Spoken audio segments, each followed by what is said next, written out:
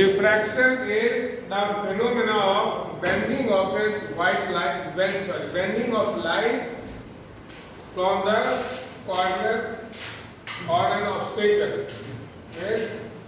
ये कहते हैं उसे डिफ्रैक्शन जो हमें मालूम है, जो लाइट है, light travels in straight line motion, light travels in straight line, ठीक है ना। फिर जब भी लाइट के पाथ में कोई ऑब्स्टिकल आता है, कोई अपर्चर आता है, तो उसकी वजह से हमें लाइट की बेंडिंग दिखाई देती है। और इससे भी हम देख सकते हैं, एक्सपेरिमेंट से भी देख सकते हैं,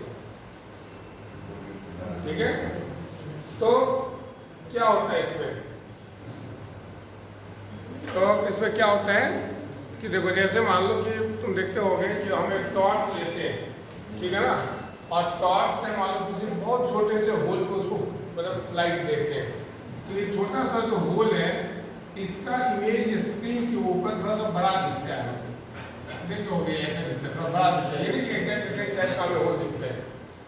इवन इसको और भी बारीकी से अगर हम देखें तो इसके अंदर छोटे छोटे रिंग्स हैं, इस तरह से बने होते हैं, ऐसे रिंग्स बने होते हैं, मतलब ऐसे नहीं, बहुत बारीकी से अगर हम आगे इसको हम स्टडी करें तो छोटे छोटे रिंग्स बने होते हैं। या मान लो कोई पुराना ब्लैंकेट है तुम्हारे घर में, बहुत पुराना, उससे अगर हम मान लो कि सन की साइड, सन को अगर देखेंगे ना उस ब्लैंकेट से, तो सन उस ब्लैंकेट के अंदर बहुत छोटे छोटे बहुत माइन्यूट होल्स होते हैं। अगर हम सन को देखेंगे या किसी भी सोर्स ऑफ लाइट को अगर देखेंगे तो हमें उसके आगे ना छोटे छोटे रिंग्स, अनुलर रिंग्स हमें दिखाई पड़ेगा। ये डिफ्रैक्शन पैटर्न हो रहे हैं, डिफ्रैक्शन यही फिनोमेना होते हैं।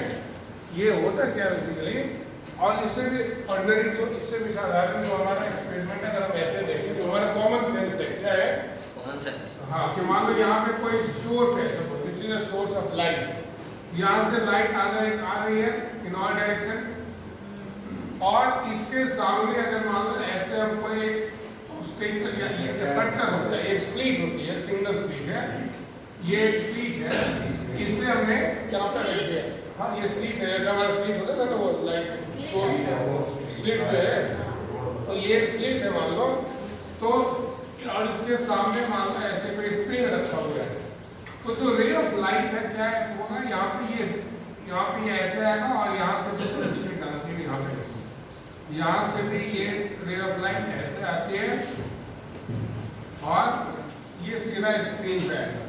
मीन्स ये जो पोर्शन है हमारा, this portion should be lighted, ये ब्राइट पोर्शन बनेगा। इसके ऊपर जो है कि ये सारा क्या होना चाहिए, डार्क पोर्शन, शैडो रीजन कहते हैं।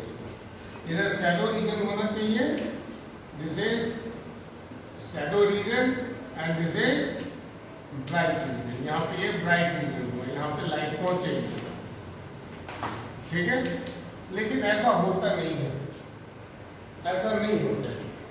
अब देखते हैं कि ये जो ज्योमेट्रिकल शैडो रीजन है, इसके अंदर भी कुछ दूर तक ऐसे लाइट पहुंच जाती है, इस पोर्शन में भी थोड़ी लाइट पहुंच जाती है, और ये सारा लाइटेड पोर्शन बन जाता है। मतलब यहाँ पे लाइट कैसे पहुंची है, क्योंकि लाइट तो हमारे स्ट्रेट लाइन में ट्रेवल करता है, लाइट स्ट्रेट लाइन में ट्रेवल करता है, तो इसको यहीं पे पहुंचना चाहिए, इसके ऊपर ज्योमेट्रिकल शैडो रीजन में लाइट नहीं जानी चाहिए, लेकिन थोड़ी बहुत लाइट पहुंच जाती है। और यहाँ पे ब्राइट डार्क का एक पैटर्न भी बनता है, जिसे हम कहते हैं डिफ्रैक्शन पैटर्न।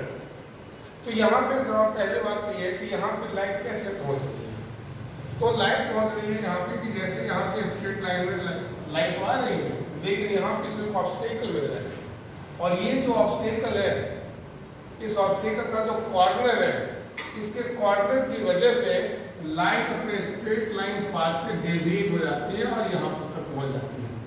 इस तरीके से यहाँ पे लाइट पहुँच जाती है ज्योमेट्रिकल शैडो रीजन में। सिमिलरली यहाँ भी जो रे ऑफ लाइट है, ये इस ज्योमेट्रिकल शैडो रीजन में पहुँच जाती है। तो ये जो फिनोमेना होता है ना, यहाँ पे क्या हो गया, इस ऑब्स्टेकल की वजह से, इसके अपर्चर की वजह से, इस ऑब्स्टेकल की वजह से क्या होता है, जो लाइट है अपने स्ट्रेट लाइन पाथ से डेविएट होती है। तो this phenomena is known as phenomena of diffraction. That is, diffraction is the phenomena of bending of light from an obstacle or an aperture. Aperture कहते हैं जैसे मैंने छोटे साइज का जो एनुलर रिंग्स टाइप का बहुत ही छोटा लेते हैं ऑब्स्टेकल, तो मतलब from an obstacle or an aperture from its straight line path and reaches in the geometrical shadow region. And the light reaches in the geometrical shadow region. तो ये जो बेंडिंग हो रही है लाइट के, इसे हम कहते हैं फेनोमेना ऑफ डिफ्रैक्शन. क्लियर? अब जो डिफ्रैक्शन की फिनोमेना है, ये not only sound light wave के लिए, किसी भी तरह के लाइट, किसी भी तरह के वेव के लिए ये होता है. लेकिन इसके लिए सबसे बड़ा कंडीशन है डिफ्रैक्शन के फिनोमेना के होने के लिए, जब the important condition for the phenomena of diffraction to take place is that the size of the obstacle और the size of the aperture. जो ऑब्स्टेकल की जो साइज है, जैसे मान लो ये हमारा यहाँ पे ऑब्स्टेकल की साइज है, ये दिस साइज शुड बी, ये जो स्लिट की जो लेंथ है मान लो, दैट इज द साइज. तो साइज ऑफ द ऑब्स्टेकल और aperture should be comparable to the wavelength of the wave. जो भी हम वेव, मतलब साउंड वेव यूज करते हैं, शुरू हम साउंड वेव की फिनोमेना, डिफ्रैक्शन की फिनोमेना हम साउंड वेव में देखें तो साउंड वेव की जो वेवलेंथ है उसके comparable he size of obstacle या एपर्चर होना चाहिए. अगर लाइट वेव की हम डिफ्रैक्शन की बात करेंगे तो साइज ऑफ द ऑब्स्टेकल और size of the aperture should be comparable to the wavelength of light. ठीक है? And this is the reason कि मान लो कि क्या होता है कि जैसे दो लोग दो अलग अलग रूम में बैठे हुए, अलग अलग कमरे में बैठे हुए हैं, तो आपस में वो बातें कर लेते हैं लेकिन वो एक दूसरे को देख नहीं पाते. ऐसा क्यों होता है? This is due to the phenomena of diffraction.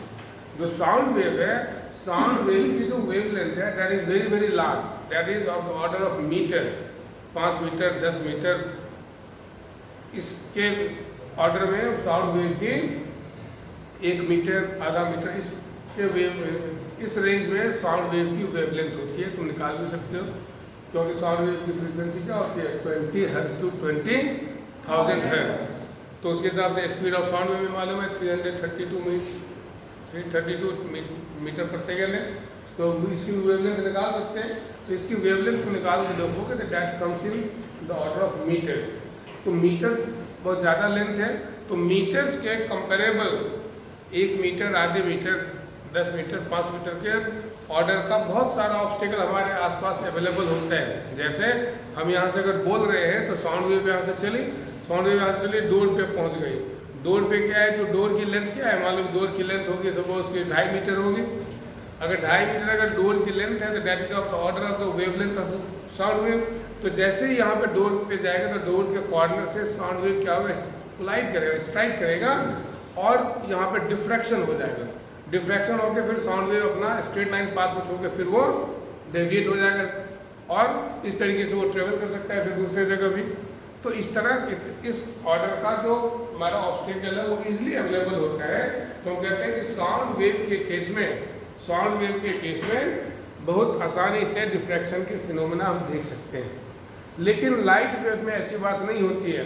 Light wave के केस में क्या होता है कि लाइट वेव की वेवलेंथ बहुत ही कम होती है. Wavelength of the light wave is of the order of कितना होता है, ये 4000 एंगस्ट्रॉम टू 7000 एंगस्ट्रॉम इन जो विजिबल लाइट है. ठीक है ना? तो ये बहुत ही कम है, 0.7 माइक्रोन्स आएगा, 0.4 माइक्रोन्स आएगा. This is very very small length. इस स्मॉल लेंथ के ऑब्स्टेकल हमारे आसपास जनरली नहीं मिल पाते हैं. इस ऑर्डर का कोई ऑब्स्टेकल हमें दिखता है, नहीं दिखता हमारे आसपास. तो इसीलिए लाइट वेव की डिफ्रैक्शन बहुत आसानी से नहीं होती है. ठीक है? तो सबसे जो इम्पोर्टेंट कंडीशन है for the phenomena of diffraction to take place is that the wavelength of the wave should be comparable to the wavelength of should be comparable to the size of the obstacle or aperture. Clear? तो भाई बात समझ में diffraction के phenomena क्या होती है.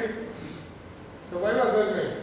अब ये जो डिफ्रैक्शन की फिनोमेना है इसे हम 2 टाइप्स में डिवाइड कर सकते हैं. There are 2 types of diffraction. 2 types of diffraction में